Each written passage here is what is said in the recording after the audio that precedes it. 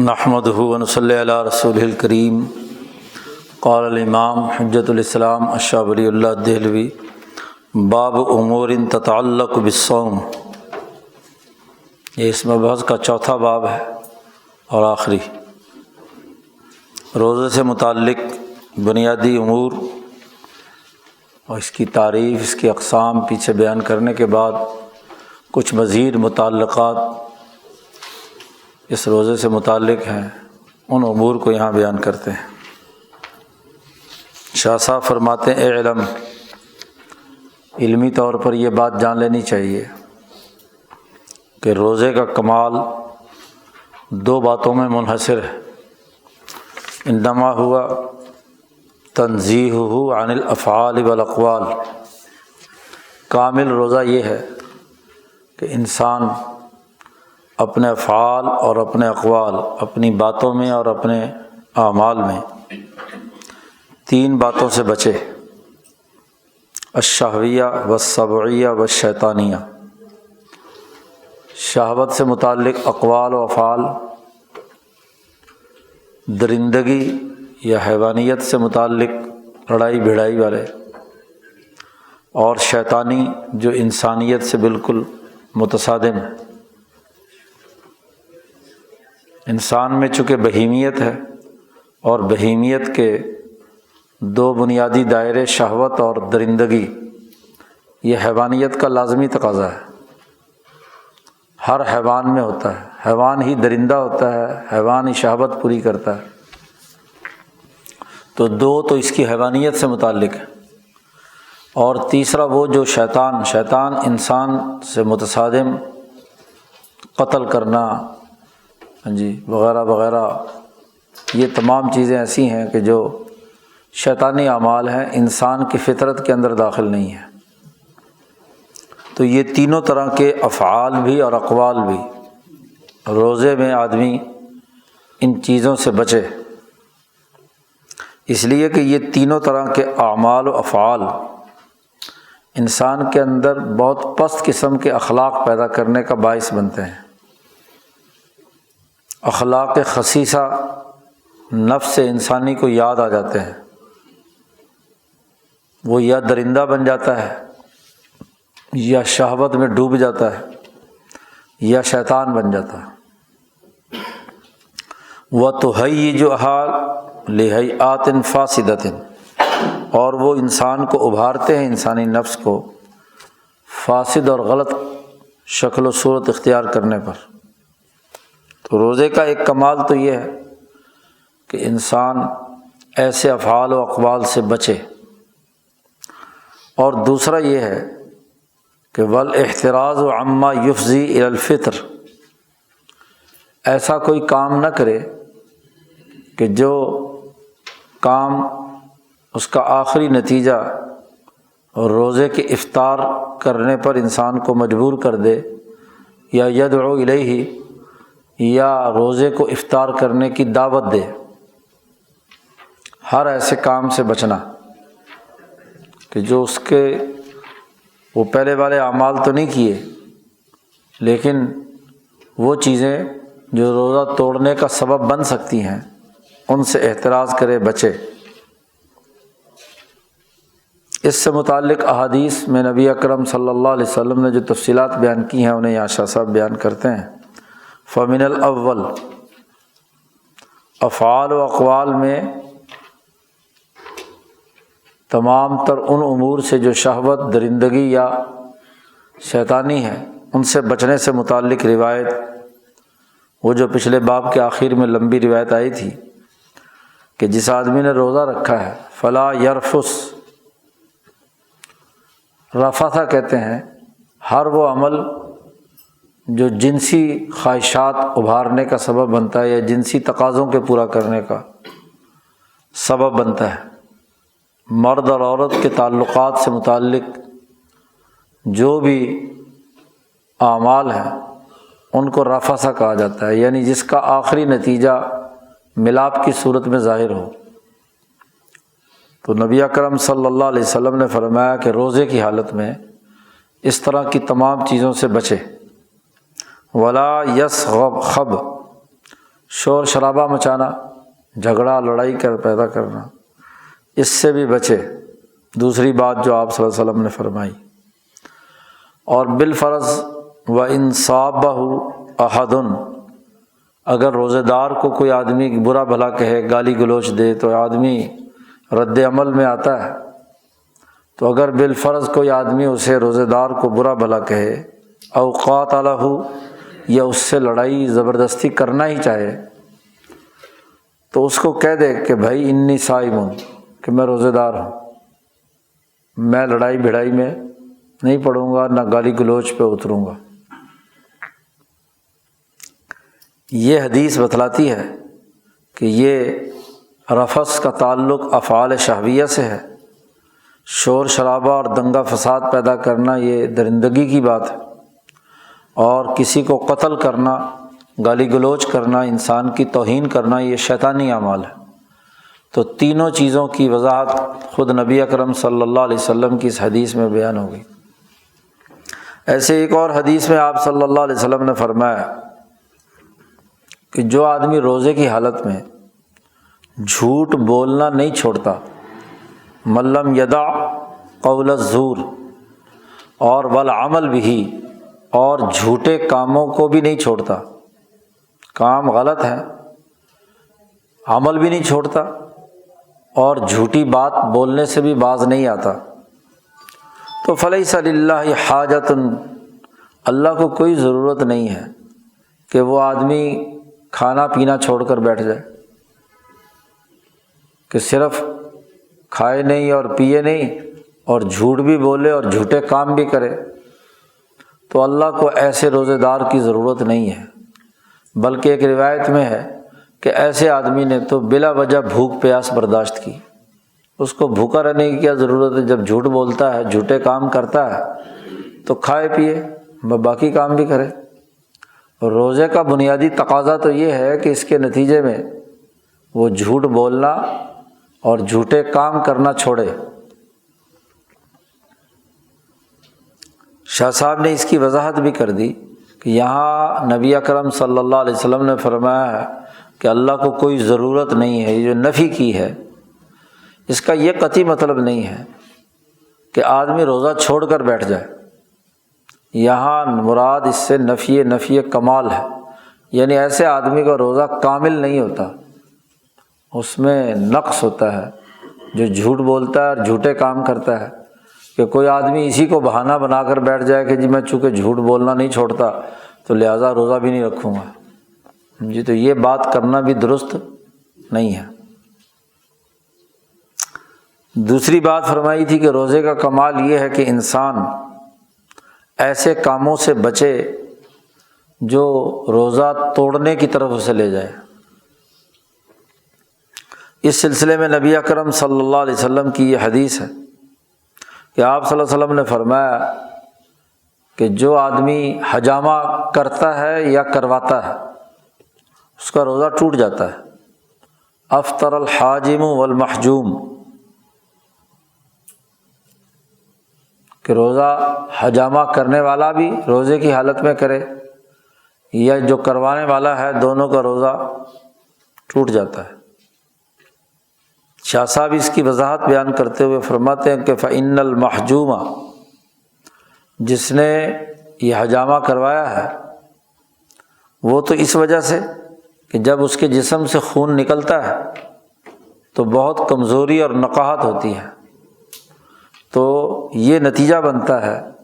کہ انسان مجبور ہو جاتا ہے کمزوری اور تھکاوٹ میں کہ کچھ نہ کچھ غذا کھائے، کیونکہ خون کا نکلنا جسم سے اس کا جبیرہ تبھی ہوگا کہ جب کچھ نہ کچھ کھائے پیے گا۔ والحاجم، آپ صلی اللہ علیہ وسلم نے فرمایا کہ جو حجامہ کرنے والا ہے اس کا بھی روزہ ٹوٹ جاتا ہے، تو اس کا کیا مطلب ہے؟ تو شاہ صاحب نے اس کی وضاحت کی کہ اس زمانے میں حجامہ ہوتا تھا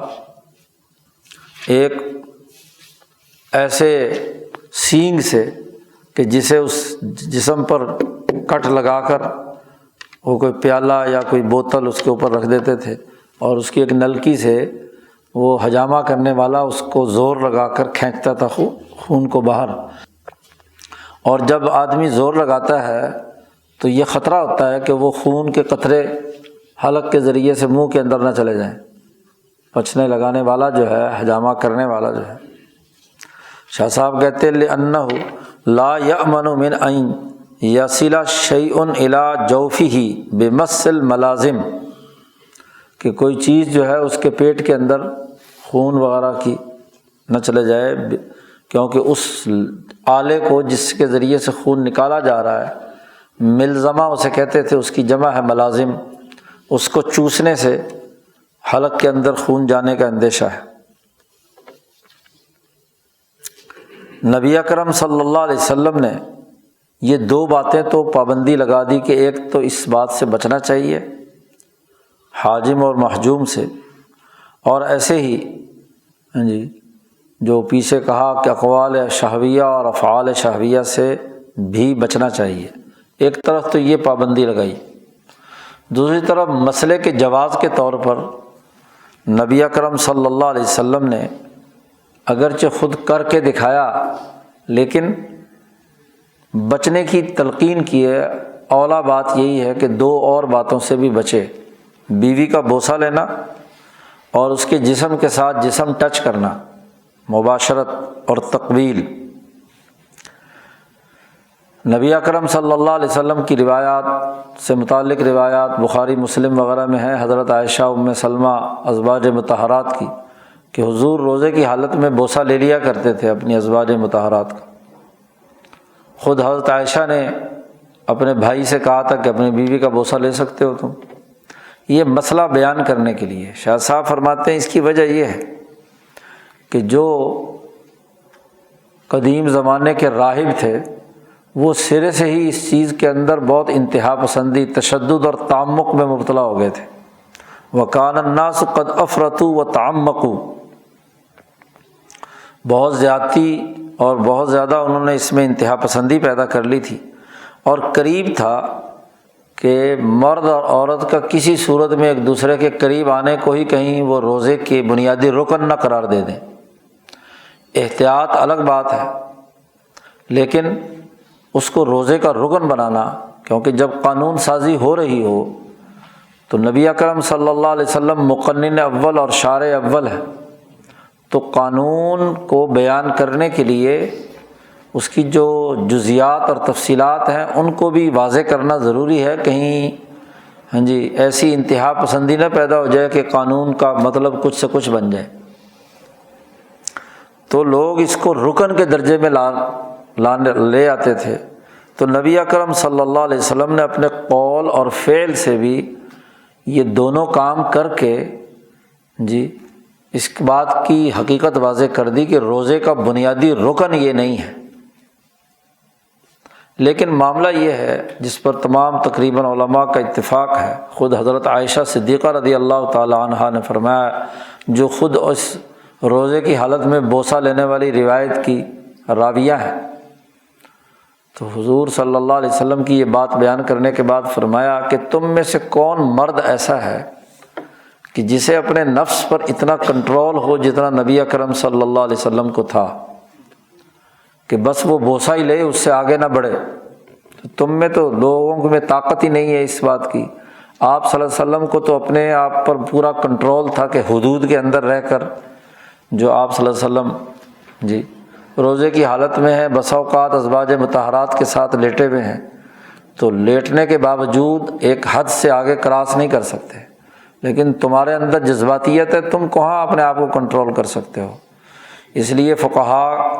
کا تمام تقریباً اتفاق ہے کہ کراہت ہے اس میں۔ بہرحال اولا یہی ہے کہ ایسی حرکت نہ کرے مرد، کیونکہ وہ اس کے لیے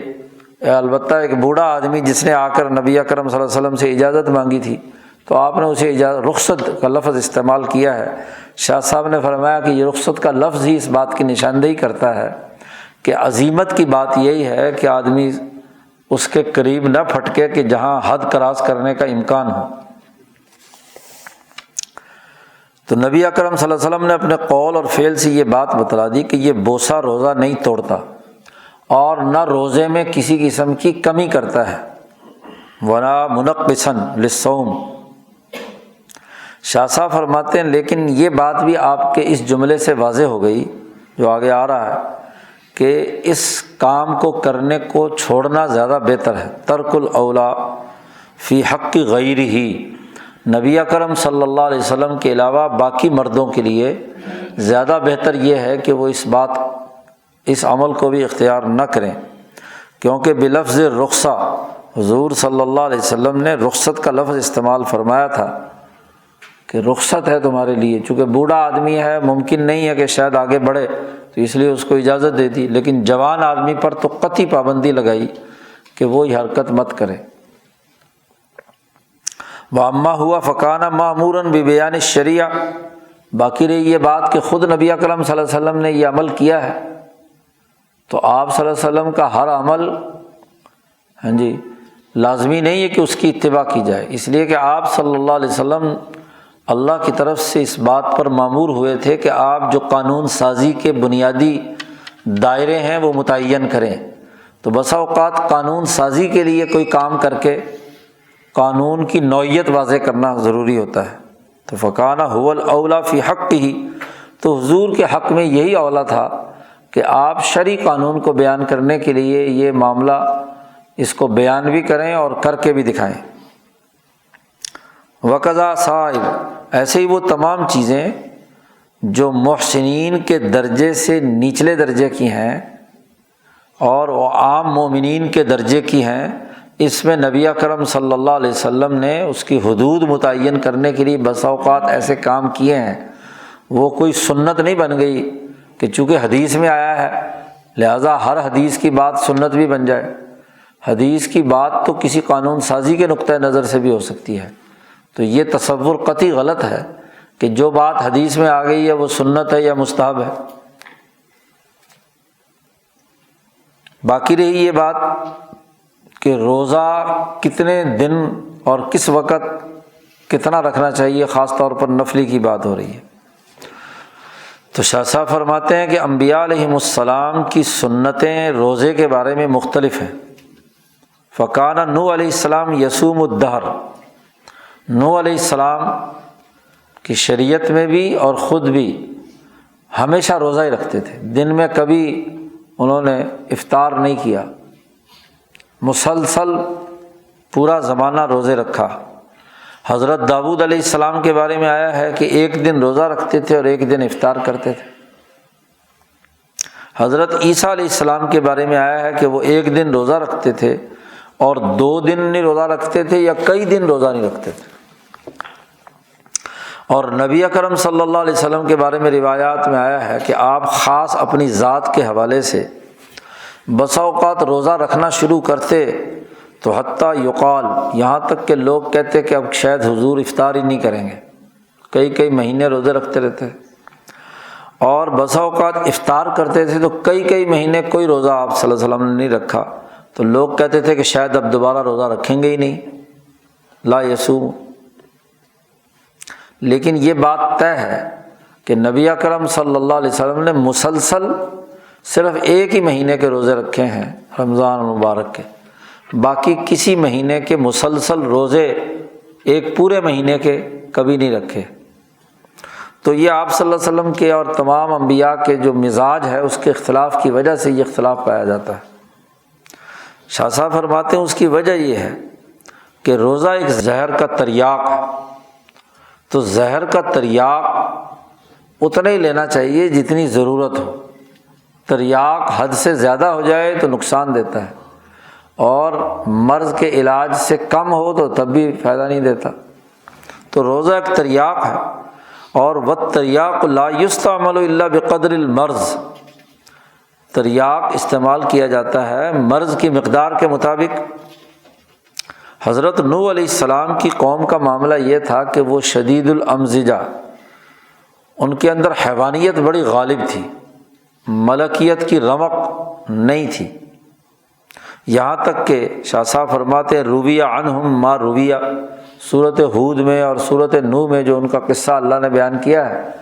اس سے پتہ چلتا ہے کہ ان کی بہیمیت بہت ہی شدید تھی، تو ملکیت کی طرف جانے کے لیے ان کی شریعت میں لازمی قرار دیا گیا کہ مسلسل روزے رکھیں تو پھر تو ممکن ہے کہ ملکیت ان کے اندر ظاہر ہو جائے۔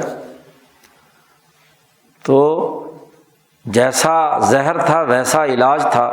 کہ مسلسل پورے زمانے کے روزے تھے، کیونکہ قوی الحیوانیہ تھے تو ان کو روزہ رکھنے سے ان کو کوئی خاص فرق نہیں پڑتا تھا۔ اور حضرت داؤد علیہ السلام وہ بھی بڑی طاقت اور بہادری رکھنے والے تھے، دلیر آدمی تھے، اور نبی اکرم صلی اللہ علیہ وسلم نے ان کے بارے میں فرمایا ہے کہ وَكَانَ لَا يَفِرُّ إِذَا لَاقَى، دشمن سے جب ان کے ٹکراؤ ہوتا تھا تو کبھی پشت پھیر کر نہیں بھاگتے تھے، کتنا ہی بڑا دشمن ہو تو اس کا مقابلہ کرنے کی ان کے اندر طاقت اور قوت تھی۔ تو ان کی یہ جو صلاحیت ہے یہ بھی ان کی حیوانیت اور بہیمیت کی طاقت کی وجہ سے تھی۔ تو جس کے اندر بہیمی طاقت، حیوانی قوت بہت زیادہ ہے، تو وہ اگر ایک دن روزہ رکھے اور ایک دن افطار کرے تو اس کے لیے کوئی مشکل کام نہیں ہے۔ لیکن عیسیٰ علیہ السلام ضعیفاً فی بدنہ، اپنے جسم اور بدن کے اعتبار سے انتہائی کمزور تھے۔ وجہ یہ تھی کہ بغیر باپ کے پیدا ہوئے تھے، تو حیوانیت ان کے اندر بہت نحیف اور کمزور تھی، ملکیت بہت اونچے درجے کی تھی، اور ملکیت اس لیے بھی اونچے درجے کی تھی کہ جبرائیل امین نے ان کی روح براہ راست رحم مادر میں پھینکی تھی، تو اس لیے ان کا جو روحانیت اور ملکیت بہت اونچے درجے کی تھی، بدن ضعیف تھا۔ فارغا لا اہل لہ ولا مالا، حضرت عیسیٰ علیہ السلام کی نہ بیوی بچے تھے، نہ کوئی مال وال تھا، ہر چیز سے فارغ تھے، اور بدن بھی انتہائی کمزور تھا۔ تو شاہ صاحب کہتے ہیں اس وجہ سے وہ ایک دن روزہ رکھتے تھے تو کئی دن انہیں افطار کرنا پڑتا تھا۔ شاہ صاحب فرماتے ہیں کہ ہر ایک نبی نے اپنے مناسب حال روزے کو اختیار کیا تھا، جیسی ان کی جسمانی صحت یا صلاحیت تھی اس کے مطابق انہوں نے روزہ رکھا۔ شاہ صاحب فرماتے ہیں جہاں تک ہمارے نبی حضرت محمد مصطفیٰ صلی اللہ علیہ وسلم کا معاملہ ہے تو عارفاً بفوائد الصوم والافطار، آپ صلی اللہ علیہ وسلم تمام انبیاء میں سب سے زیادہ معتدل المزاج تھے۔ آپ کے مزاج میں بڑا اعتدال پایا جاتا تھا، بہیمیت بھی اعلیٰ ترین درجے کی اور ملکیت بھی اعلیٰ ترین درجے کی، اور دونوں میں تصالح بھی تھا۔ تو انہیں اس بات کا پورا عرفان تھا کہ جب آپ صلی اللہ علیہ وسلم پر مثلاً بہیمیت کا یا حیوانیت عالیہ کا غلبہ ہوتا تھا تو آپ صلی اللہ علیہ وسلم روزہ رکھنا شروع کر دیتے، اور کسی وقت یہ محسوس کرتے کہ ملکیت جو ہے وہ موجود ہے اور روزہ رکھنے سے کچھ بہیمیت کمزور پڑ گئی، تو اس افطار کا بھی ایک فائدہ ہے، تو افطار کے فائدے کو بھی آپ سمجھتے تھے اور روزہ رکھنے کے فائدے کو بھی سمجھتے تھے۔ تو جس وقت طبیعت پر جس چیز کا اثر ہوتا اس کے مطابق آپ صلی اللہ علیہ وسلم از خود اپنے لیے اس تریاق کا استعمال کرتے تھے یا چھوڑ دیتے تھے۔ مطلعاً علی مزاجہ، آپ صلی اللہ علیہ وسلم اپنے مزاج پر پوری طرح مطلع تھے اور اس کے مناسب جو کام کرنے کی ضرورت ہے اسے بھی جانتے تھے۔ تو فاختار بحسب مصلحت الوقت ما شاء، جس وقت کی جو مصلحت ہوئی اس کے مطابق آپ صلی اللہ علیہ وسلم نے یا روزے رکھے کثرت سے یا روزہ نہیں رکھا۔ تو اس کا تعلق انسان کی جسمانی صلاحیت اور تقاضوں سے ہے۔ اس لیے یہ بات اولیاء اللہ کے ہاں بھی یہی ہے کہ ہر انسان کی اصلاح اور اس کے سلوک کے لیے ایک ہی طرح کا تریاق نہیں دیا جا سکتا، سب کے لیے ایک ہی پڑیا روزہ ہر ایک کے لیے لازمی ہو۔ جیسے کہ اہل سلوک نے رجوع الی اللہ اور سلوک الی اللہ کے لیے روزے کو لازمی قرار دیا ہے، لیکن یہ روزہ فرد کی جس کو رکھوایا جا رہا ہے اس کی صلاحیت کو سامنے رکھ کر، اگر کمزور آدمی کو مسلسل روزے رکھوائے جائیں تو بیچارہ مالی خولیے کا شکار ہو جائے گا۔ ہاں اگر کوئی بہت ہی حیوانیت قوی والا اس کو روزے رکھوائے جائیں تو اس کو تو کوئی فائدہ بھی ہوگا۔ باقی رہی یہ بات کہ امت کے لیے نفلی روزے خود نبی اکرم صلی اللہ علیہ وسلم نے کچھ پسند کیے ہیں، تو وہ جی مختلف ہیں، ان کی 4-5 اقسام یہاں پہ بیان کرتے ہیں۔ شاہ صاحب فرماتے ہیں ان میں سے سب سے پہلا روزہ یوم عاشوراء کا روزہ ہے۔ جی 10 محرم کا روزہ جو ہے یوم عاشوراء کا ہے۔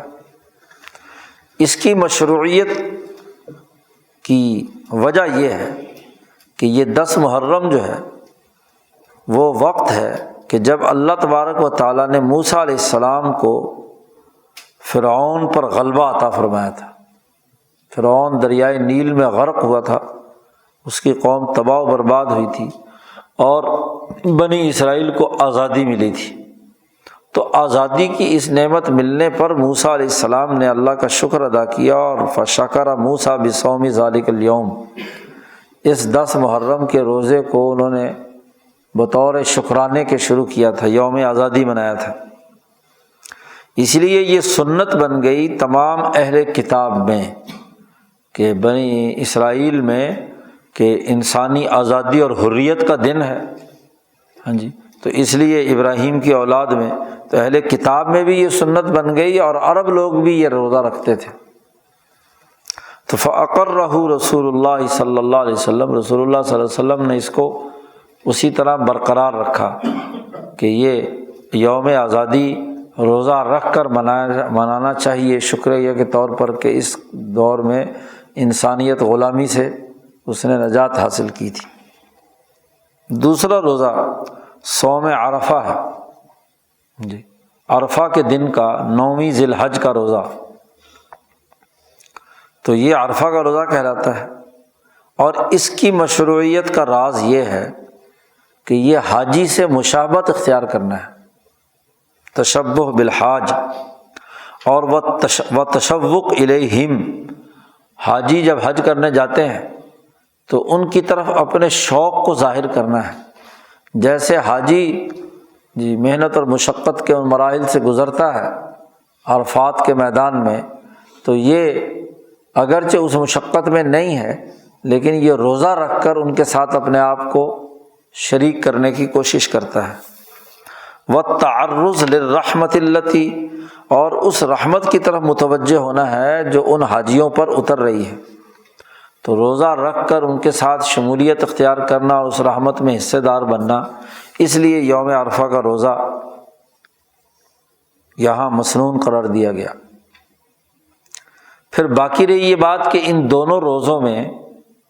حضور اقدس صلی اللہ علیہ وسلم کی ایک روایت سے معلوم ہوا ہے کہ عرفہ کے دن کا جو روزہ ہے یہ زیادہ افضل ہے عاشوراء کے دن کے روزے سے۔ 10 محرم کے مقابلے میں 10 ذی الحج کا روزہ زیادہ افضل ہے۔ ایک روایت آتی ہے مسلم شریف میں کہ آپ صلی اللہ علیہ وسلم نے فرمایا کہ عرفہ کے دن کا روزہ، اس کے بارے میں میرا گمان اللہ پر یہ ہے کہ اس عرفہ کے دن کے روزے میں اللہ اس روزے سے پچھلے 1 سال کے گناہ بھی معاف کر دیتا ہے اور آئندہ آنے والے سال کے بھی گناہ معاف کر دیتا ہے۔ جبکہ حضور صلی اللہ علیہ وسلم نے فرمایا کہ صیام یوم عاشوراء کا جو روزہ ہے اس کے بارے میں آپ صلی اللہ علیہ وسلم فرماتے ہیں کہ میرا گمان اللہ پر یہ ہے کہ جو سال گزشتہ ہے پچھلا سال اس کے گناہ معاف ہوتے ہیں۔ تو صوم یوم عرفہ جو ہے اس کی فضیلت گویا کہ نبی اکرم صلی اللہ علیہ وسلم نے زیادہ بیان کی ہے یوم عاشوراء کے روزے سے۔ شاہ صاحب فرماتے ہیں کہ اس کی وجہ ہے یہ جو فضیلت دی ہے اس عرفہ کے دن کے روزے کو عاشوراء کے دن پر، تو اس کی وجہ یہ کہ انہ خوض فی لجۃ الرحمہ، اس لیے کہ عرفات کے دن میں روزہ رکھنا یہ اس رحمت جو نازل ہونے والی ہے اس کے سمندر میں غوطہ زن ہونا ہے، کہ وہ دن ایسا ہی دن ہے کہ جس میں اس حاجی کے اگلے پچھلے سارے گناہ معاف ہو جاتے ہیں۔ جبکہ صوم یوم عاشوراء جو ہے یہ اس رحمت کا تقاضا ہے جو پہلے گزر چکی ہے،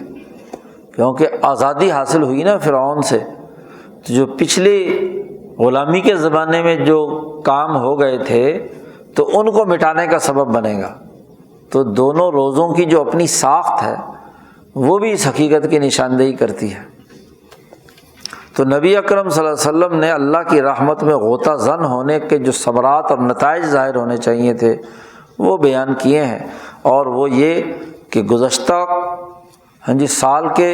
گناہوں کا بھی کفارہ ہے، اور والنبوء عن الذنوب اللاحقہ، یہ بڑی اہم بات کر کے وضاحت بھی کر دی کہ عرفات کا روزہ یہ مطلب نہیں کہ آنے والے جو مرضی گناہ کرتے رہو خود بخود معاف ہو جائیں گے، اس کا یہ مطلب ہے کہ اس رمضان عرفات کے روزے کے عرفہ کے روزے کے رکھنے کے نتیجے میں اگلے سال میں وہ گناہوں سے بچتا رہے، گناہ ہی نہیں کرے گا۔ یعنی یہ مطلب نہیں کہ اب چونکہ روزہ رکھ لیا اور حضور نے فرمایا کہ اگلے سال کے بھی سارے گناہ معاف ہو گئے تو ایڈوانس میں ہی گناہ کرنے لگ جائے کہ جی چونکہ معاف تو ہو گئے ہیں تو اب کر لو۔ شاہ صاحب نے وضاحت کر دی کہ یہ دور کرتا ہے انسان کو آنے والے گناہوں، اگلے والے سال کے گناہوں سے، اس لیے کہ یہ جو عرفات کے دن کا روزہ ہے یہ تبھی قبول ہوتا ہے جب دل کے اندر اعلیٰ درجے کا خلوص ہو، صمیم قلب ہو، اور اس کے روزہ جو صوم عرفہ ہے اس کو اسی حوالے سے بنایا گیا کہ وہ جب دل کی گہرائیوں سے کیا ہے تو دل پر اس کا اثر اتنا رہتا ہے کہ اگلے سال بھی وہ گناہوں سے بچتا رہتا ہے۔ باقی رہی یہ بات کہ حج کے موقع پر حاجیوں کے لیے ممنوع ہے کہ وہ 9 ذی الحج کا روزہ رکھیں۔ نبی اکرم صلی اللہ علیہ وسلم نے روزہ نہیں رکھا، کیوں؟ کہ جو ہم اس کی وجہ بیان کر چکے ہیں کہ آگے قربانی آ رہی ہے اور عید کی نماز وغیرہ ہے، اور ہر ایک کا مبنا چونکہ یہ جو روزہ عرفات کا ہے یہ اس لیے ہے کہ حاجی سے مشابہت ہے، جب حاجی خود وہاں پر موجود ہے تو اس کی مشابہت اختیار کرنے کی کیا ضرورت ہے؟ اور ویسے بھی یہ بڑا مشقت کا دن ہوتا ہے یوم عرفہ کہ منا سے صبح صبح اٹھ کر پہنچنا ہے، وہ بھی سفر، پھر ظہر سے لے کر مغرب تک وہاں قیام ہے، دعا ہے، گر گرانا ہے اللہ کے سامنے، اور پھر مغرب پڑھتے ہی وہاں سے پھر مزدلفہ کے لیے ساری رات چلنا ہے۔ تو یہ دن تو جو 4-5 ہیں یہ تو بہت ہی مشقت انگیز ہیں، اگر روزہ رکھنے کے وہاں حکم ہو جاتا تو خاصی مشقت پیدا ہوتی۔ تیسرا روزہ جو نبی اکرم صلی اللہ علیہ وسلم نے امت کے لیے نفلی طور پر رکھنے کا جس کا ذکر کیا ہے وہ شوال کے 6 روزے ہیں، رمضان کے 30 روزوں کے بعد شوال کے 6 روزے۔ نبی اکرم صلی اللہ علیہ وسلم نے ارشاد فرمایا کہ من صام رمضان، جس نے رمضان کے روزے رکھے، فاتبعہ 6 من شوال، اور اس کے بعد اس کے فوراً بعد 6 روزے شوال کے رکھے، تو گویا کہ وہ آدمی ایسا ہے جس نے پوری زندگی روزے رکھے، کصیام الدہر کلہ، پورے عمر گویا کہ اس نے روزوں میں گزار دی۔ والسر فی مشروعیتها، یہ جو شوال کے 6 روزے جو ہیں ان کا مشروعیت کا راز یہ ہے کہ یہ 6 روزے ایسے ہی ہیں جیسا کہ نماز میں فرض نماز کے علاوہ جو سنت مؤکدہ ہے، سنن رواتب ہے، کہ وہ جیسے سنن مؤکدات جو ہیں وہ فرض کی ادائیگی میں اگر کوئی کمی زیادتی ہو گئی ہو تو وہ اس کو پورا کر دیتی ہیں، تو ایسے ہی روزہ رکھنے میں اگر کوئی کمی زیادتی ہو گئی ہو تو اس کا فائدہ ہو جاتا ہے ان 6 روزوں میں۔ اور پھر ایک اور بات بھی ہے اس نسبت سے کہ بعض مزاج ایسے ہوتے ہیں کہ جن کے جسم پر روزے کے پورے اثرات 30 دنوں میں پورے نہیں ہوتے، تو ان کی تکمیل تبھی ہوگی کہ جب وہ اگلے 6 روزے بھی، تاکہ ان کی حیوانیت مکمل طور پر کنٹرول ہو جائے۔ اور اگر اس حساب سے لگایا جائے تو 6 روزے یہ ہو گئے اور 30 روزے وہ ہو گئے، 36 روزے ہو گئے، اور ہر ایک کی جو نیکی کی جاتی ہے اس کا بدلہ 10 گنا ملتا ہے۔ نبی اکرم صلی اللہ علیہ وسلم نے قرآن پاک میں بھی آیا، اب 36 کو اگر 10 سے ضرب دیں تو 360 بنتے ہیں، تو گویا کہ پورا سال اس نے روزہ رکھا، اور جب ہر سال رمضان کے بعد وہ شوال کے بھی 6 روزے رکھے تو گویا کہ ساری عمر کے کیا ہو گئے؟ روزے ہو گئے۔ تو شاہ صاحب کہتے ہیں اس طریقے سے حساب پورا ہو جاتا ہے۔ باقی رہا چونکہ کسر بسر کا کوئی اعتبار نہیں ہوتا، یہ جو 65 دن ہے، 66 دن ہے، 64 دن ہے، تو یہ کسر ہے، ہاں جی، اس کا اعتبار نہیں ہوتا۔ جو پورے دھاکے ہیں وہ 360 پورے ہو جاتے ہیں۔ چوتھا روزہ جو نبی اکرم صلی اللہ علیہ وسلم نے جس کو مسنون طور پر بیان فرمایا ہے، وہ ہر مہینے میں 3 روزے، ثلاثۃ من کل شہر، لأنہا، اس لیے کہ اگر ہر مہینے 3 روزے رکھے جائیں تو ہر ایک روزہ 10 کے برابر ہے، تو گویا کہ اس نے پورے مہینے کے روزے رکھ لیے، تو عمر کے روزے کے برابر ہو گیا اگر ہر مہینے 3 روزے رکھ لیے۔ اس لیے کہ 3 روزے رکھنا یہ جس کو کثرت کا اطلاق جسے کہتے ہیں اس کی کم سے کم درجہ ہے، کہ 3 جمع ہے اور جمع جو ہے کثرت ہے، اور جمع کثرت جو ہے وہ کم سے کم تو 3 ہوگی نا، 4 5 6 یا اوپر ہے، تو ایک مہینے میں کم از کم 3 روزے رکھ لے۔ باقی رہی یہ بات کہ ایک مہینے کے 3 روزے کن تاریخوں میں رکھے، اس سلسلے میں نبی اکرم صلی اللہ علیہ وسلم سے جو روایات ہیں وہ کافی مختلف ہیں۔ فی اختیار تلک الایام، ایک روایت میں تو آپ صلی اللہ علیہ وسلم نے حضرت ابو ذر غفاری رضی اللہ تعالیٰ عنہ کو حکم دیا کہ اذا صمت من الشہر الثلاثہ، اگر تو کسی مہینے میں 3 روزے رکھے تو ایسے کر کہ 13ویں 14ویں اور 15ویں تاریخ کو روزہ رکھ۔ جی 3 دن جو ہے جنہیں ایام بیز کہا جاتا ہے، آپ صلی اللہ علیہ وسلم سفید دن اس لیے کہتے ہیں ان کو کہ راتیں اس کے اندر چاند کی وجہ سے، 14ویں کا چاند پورا فل علوج ہوتا ہے، فل مون ہوتا ہے، تو 13ویں کو بھی ایسا ہی روشنی ہوتی ہے اور 15ویں کو بھی ایسا ہی ہوتا ہے۔ اور یہ جو دن ہوتے ہیں ایام بیز کے، یہ انسانی جسم پر بہت اثر انداز ہوتے ہیں، شہوتوں کو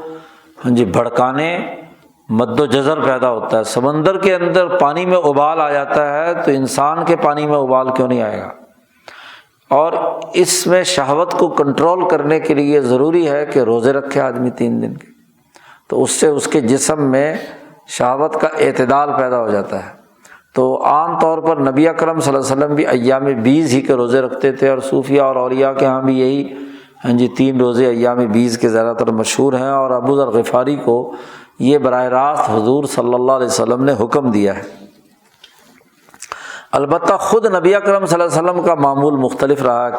کبھی کچھ واردہ، ایک روایت میں آیا ہے، وارد ہے کہ آپ صلی اللہ علیہ وسلم روزہ کسی مہینے میں جب 3 رکھتے تھے تو ہفتہ اتوار اور پیر، ہفتے سے شروع فرماتے تھے، ہفتے کو پہلا روزہ، اتوار کو دوسرا اور پیر کو تیسرا۔ شروع اگر مہینے میں کرنا ہوتا، اور اگر مہینے کے آخر میں رکھنا ہوتا تو پھر آپ صلی اللہ علیہ وسلم کا معمول تھا کہ کبھی آپ روزہ رکھتے تو منگل، بدھ اور جمعرات پر ختم کر دیتے تھے۔ جمعے کے روزے کے بارے میں حضور صلی اللہ علیہ وسلم نے ممانعت کی ہے، کیونکہ ایک تو اجتماع کا دن ہے، تو اجتماع کے دن میں دور دراز سے لوگ چل کر جامع مسجد میں آتے ہیں، تو جب بھی کہیں اجتماعی عمل ہو تو وہاں روزہ رکھنا، روزے کے ساتھ اس اجتماعی عمل میں شریک ہونا مشقت انگیز ہوتا ہے، تو اس لیے مناسب نہیں ہے کہ جمعے کے دن روزہ رکھا جائے۔ تو آپ صلی اللہ علیہ وسلم یا تو آخری منگل، بدھ، جمعرات پر ختم کر دیتے تھے، یا پیر پر ختم کرتے تھے، ہفتہ، اتوار، پیر۔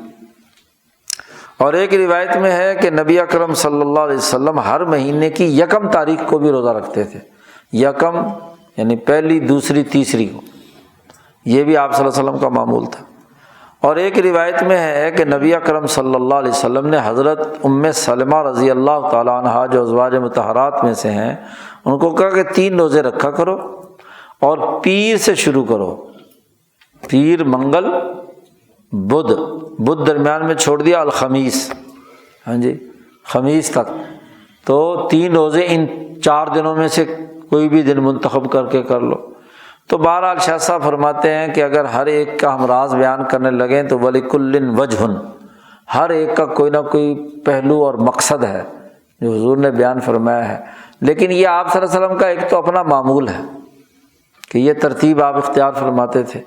لیکن ابو ذر غفاری کو باقاعدہ حکم دے کر یہ بات کہی، تو آپ صلی اللہ علیہ وسلم کی تو اپنی خصوصیت ہے کہ آپ کی طبیعت پر جس چیز کا جس وقت غلبہ ہوتا تھا موقع محل کے مطابق اپنا دن بدلتے رہتے تھے، اور بدلنے کی وجہ بھی یہی تھی کہ نبی اکرم صلی اللہ علیہ وسلم کے موقع پر آپ صلی اللہ علیہ وسلم کی موجودگی میں شریعت نافذ ہو رہی تھی، قانون سازی ہو رہی تھی۔ اگر آپ مہینے کے 3 دن مخصوص ہی کر لیتے کہ ہر حال میں ایام بیض ہی رکھنے ہیں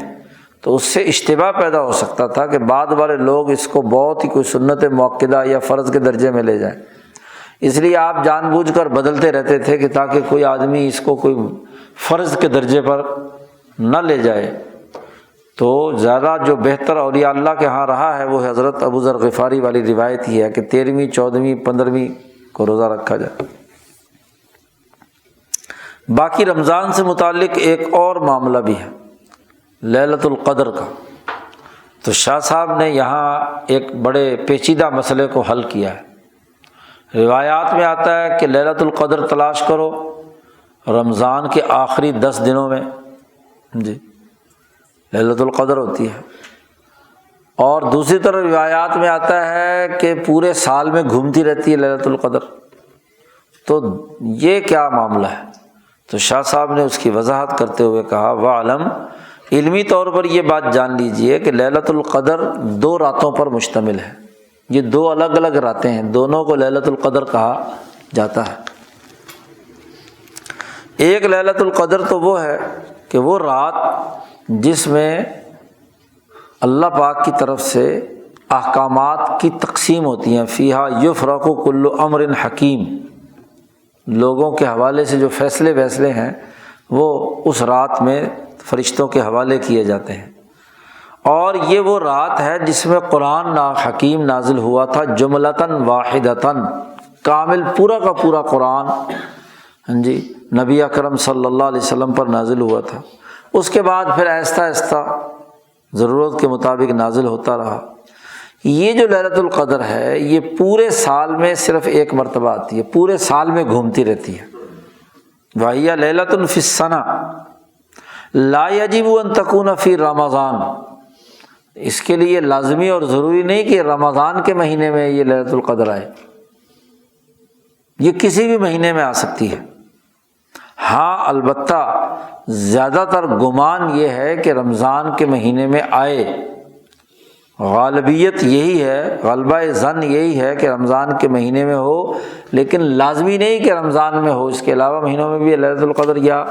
آ سکتی ہے۔ ہاں البتہ یہ بات طے شدہ ہے کہ جب نبی اکرم صلی اللہ علیہ وسلم پر قرآن حکیم کا نزول ہوا تو اس سال جو لیلۃ القدر تھی وہ رمضان میں ہی آئی تھی، اس لیے کہ قرآن نے کہہ دیا شہر رمضان الذی انزل فیہ القرآن، کہ رمضان کے مہینے میں قرآن حکیم کا انزال ہوا ہے، یعنی مکمل قرآن بیک وقت اس رمضان کے مہینے میں ہی حضور صلی اللہ علیہ وسلم پر نازل ہو گیا تھا۔ لیکن بعد کے سالوں کے لیے لازمی اور ضروری نہیں کہ وہ رمضان میں ہی یہ لیلۃ القدر آئے، جس میں خاص طور پر حساب کتاب فرشتوں کے حوالے کیا جاتا ہے، اور اس کو شعبان کی کسی تاریخ کے ساتھ مخصوص کر لینا کہ جی اب ہاں جی فلانی 15ویں تاریخ آ گئی ہے شعبان کی، اب کھاتا باتا سب کا نیا بنے گا تو ساری رات عبادت کرو، یہ بھی کوئی لازمی اور ضروری نہیں ہے۔ اس لیے شعبان کی رات سے متعلق جتنی روایات ہیں وہ بہت ہی کمزور ہیں، بہت ہی ضعیف ہیں، ہاں جی صحیح حدیث ان میں سے کوئی ہے ہی نہیں، ہاں جی ہر ایک حدیث پر کوئی نہ کوئی ہاں جی قدح اور تنقید کی گئی ہے ضعف کی وجہ سے، اس لیے یہ کس وقت ہوگی کسی کو کوئی پتہ نہیں، جی پورے سال میں گھومتی رہتی ہے۔ دوسری لیلۃ القدر وہ ہے کہ اس رات میں اللہ تبارک و تعالیٰ کی روحانیت اس کائنات کے اندر پھیلتی ہے، اور اس خاص انداز میں انسانوں کو اپنے روحانیت کے دامن عاطفت میں لیتی ہے، اور اس خاص رات میں فرشتے اترتے ہیں زمین پر، اور فیتفق المسلمون فیہا علی الطاعات، مسلمان اس رات میں جو عبادات اور طاعات میں مشغول ہوتے ہیں، تو آپس میں مشغولیت کی وجہ سے ان کے انوارات ایک دوسرے سے جب ملتے ہیں تو روشنی بڑھ جاتی ہے، نور بڑھ جاتا ہے، اللہ کا قرب زیادہ حاصل ہوتا ہے، فرشتوں کا تقرب ہوتا ہے، شیطان بھاگ جاتے ہیں، دعائیں لوگوں کی قبول ہوتی ہیں، ان کی عبادات قبول ہوتی ہیں۔ یہ وہ رات ہے جو ہر رمضان کے آخری 10 دنوں میں ضرور آتی ہے۔ یہ رات لیلۃ القدر وہ ہے جو ہر رمضان کے آخری 10 دنوں کے اندر گھومتی رہتی ہے، کبھی پہلے کبھی بعد، تتقدم و تتاخر فیہا۔ 10 دن جو آخری ہیں ان کے دائرے سے باہر نہیں جاتی، یہ دوسری لیلۃ القدر ہے جی، جو سالانہ لیلۃ القدر ہے، کیونکہ یہ بات طے شدہ ہے، قدر کا تعلق ہے سسٹم کے ساتھ، کہ کسی بھی تقدیر کے ساتھ، اندازے کے ساتھ کسی سسٹم کو بنانا۔ تو اوقات کے 2 ہی دائرے ہیں جی، اور ان اوقات کے ان 2 دائروں میں ایک اہم ترین وقت رمضان کا ہے اور ایک پورے سال کا ہے۔ تو سال والا جو سسٹم ہے کہ سالانہ جو لوگوں کو شیڈول دیا جاتا ہے فرشتوں کو، تو وہ سال بعد ہی وقت آئے گا اس کا، جب بھی سال پورا ہو جائے گا۔ اور اسی طریقے سے کیا ہے، دوسرا جو ہے وہ مہینے سے تعلق رکھتا ہے، اور وہ رمضان کا مہینہ ہے۔ تو رمضان کے مہینے میں یہ روحانیت دنیا میں متوجہ ہو کر انسانوں کی تقدیر سے متعلق ان کی روحانیت اور ملکیت کو مضبوط بناتی ہے۔ شاہ صاحب فرماتے ہیں فمن قصد الاولی، اب صحابہ میں چونکہ اختلاف ہے کہ لیلۃ القدر سے مراد کون سی لیلۃ القدر ہے، تو حضرت عبداللہ ابن مسعود رضی اللہ تعالیٰ عنہ انہوں نے فرمایا کہ یہ جو لیلۃ القدر ہے پورے سال کے اندر گھومتی رہتی ہے، رمضان کوئی لازمی اس کے لیے ضروری نہیں ہے۔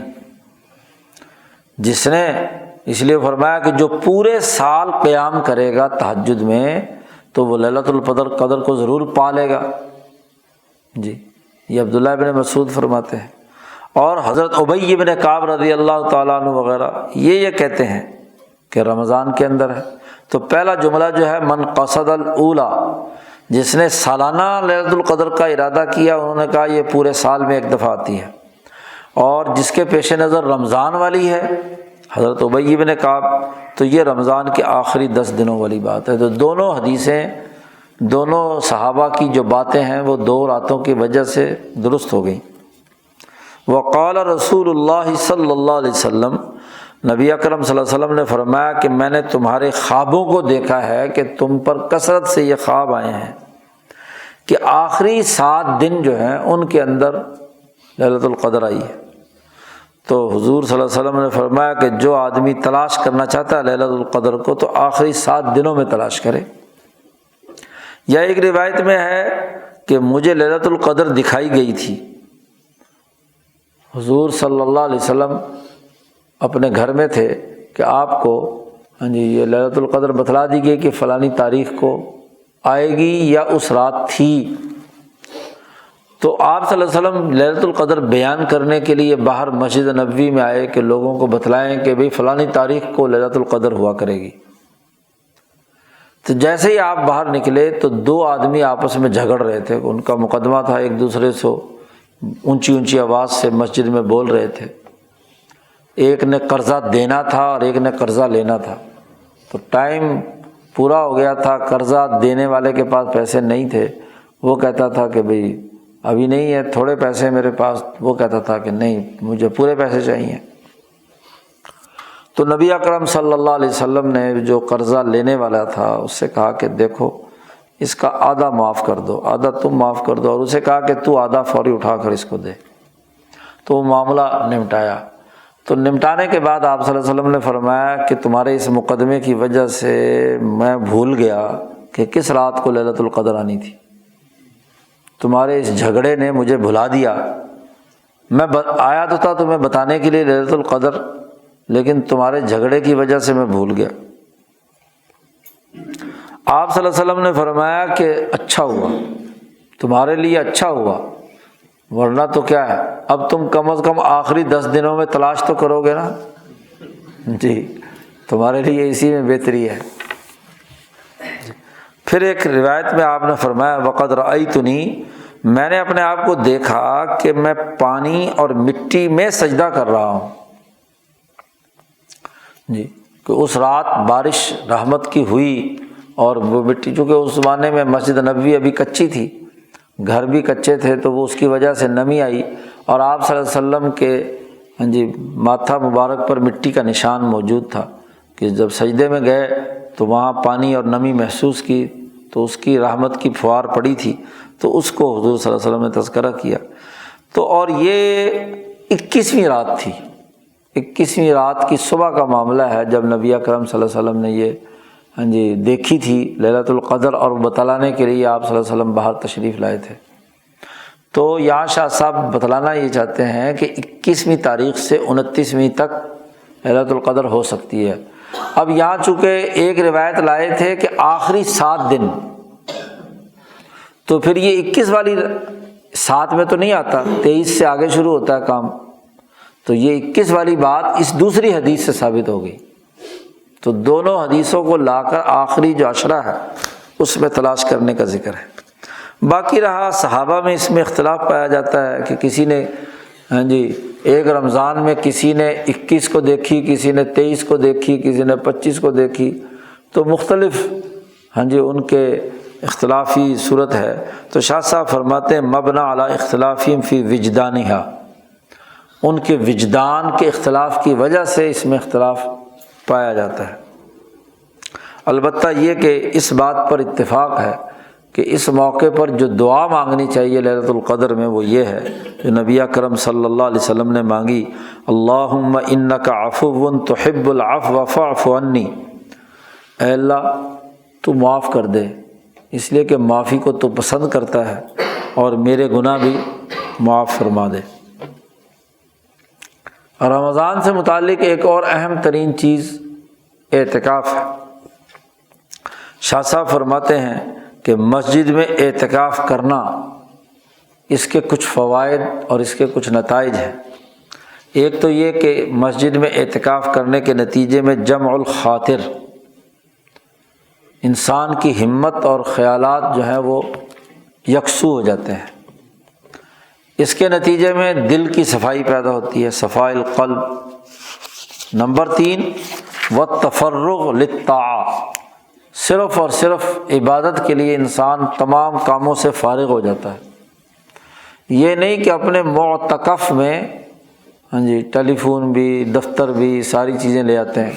کاروباری لوگ، اعتکاف بھی ہو رہا ہے اور ساتھ ساتھ کاروبار اور بزنس بھی ہو رہا ہے، اور آج کل تو موبائل ہے، پہلے تو ٹیلی فون کی تار بھی گھر سے لا کر وہاں لگا لیتے تھے، وہ جو دوسرا ہوتا تھا ڈائل کرنے والا۔ اور چوتھا یہ کہ تشبہ بالملائکہ، فرشتے جیسے خالص اللہ کی عبادت کے لیے اپنے آپ کو وقف کیے ہوئے ہیں، تو اعتکاف کرنے والا بھی فرشتوں سے مشابہت اختیار کیے ہوئے ہیں۔ والتعرض لوجدان لیلۃ القدر، اور 5ویں بات یہ ہے کہ گویا کہ وہ لیلۃ القدر کو تلاش کرنے کے لیے ادھر متوجہ ہو گیا، اس کے درپے ہو گیا کہ مجھے ہر حال میں لیلۃ القدر لینی ہے۔ اس لیے نبی اکرم صلی اللہ علیہ وسلم نے آخری 10 دنوں میں اعتکاف فرمایا، اور اپنی امت کے محسنین کے لیے اس کو سنت قرار دیا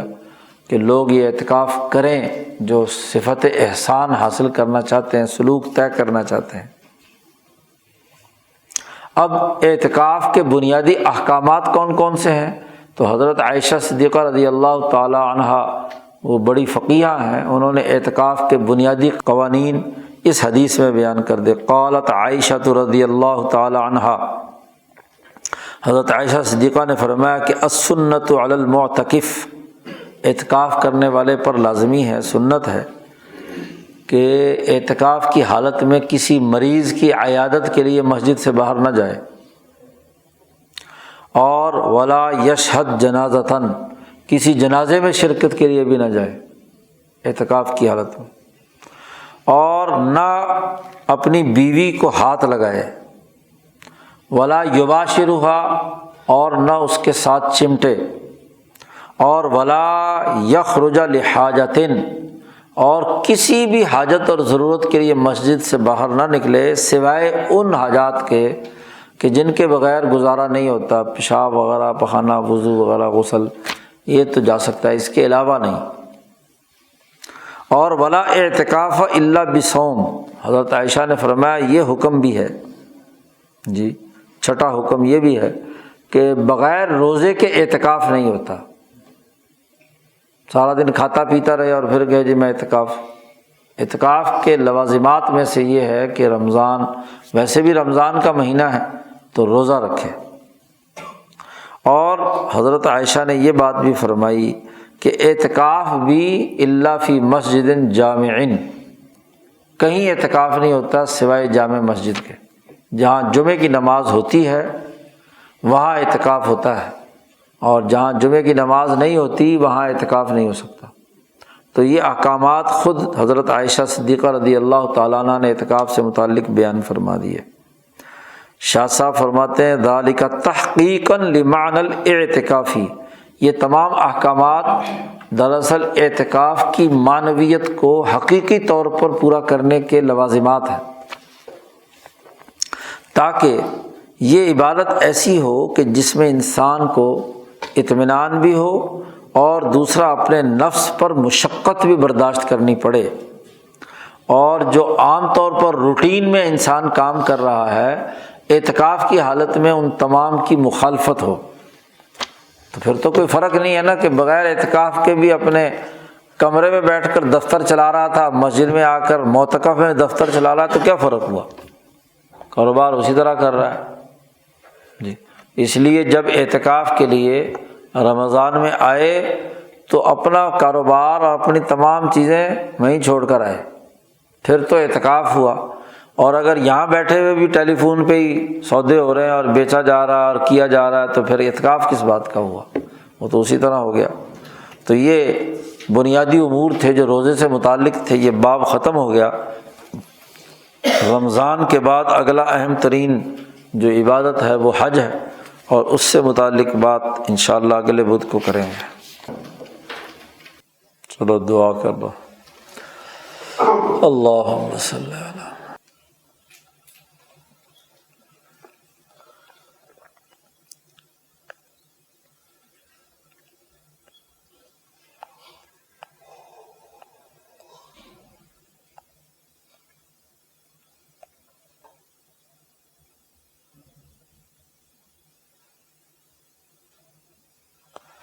اجمعین۔